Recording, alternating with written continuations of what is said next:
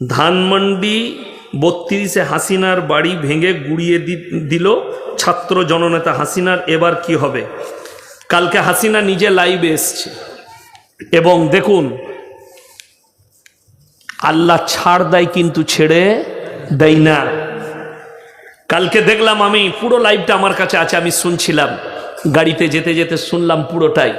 তিনি দুঃখ পালন করে বলেছে, আজকে আমি কি একা অপরাধী? সত্যিকারই তাই। তিনি প্রধানমন্ত্রী বলে তিনি একা অপরাধী নয়, তেনার চেলা চম্পট যারা আছে তারা অপরাধী। তার বোন টাকা নিয়ে পালিয়েছে, সে নিজের মুখে বলেছে আজকে আমার বোন আমাকে পাত্তা দেয় না, আমার ছেলে মেয়ে আমার কাছে নেই, আমি একা অপরাধী। আমার দেশে আমার ঘাড়ে বন্দুক রেখে, ওর ঘাড়ে বন্দুক রেখে অনেকজন গুলি চালিয়েছে, অনেকজন টাকা ইনকাম করেছে, লুটতারাজ করেছে, অফিসার থেকে শুরু করে বিভিন্ন মন্ত্রীরা। উচিত শুনেলেন, একা প্রধানমন্ত্রী দায়ী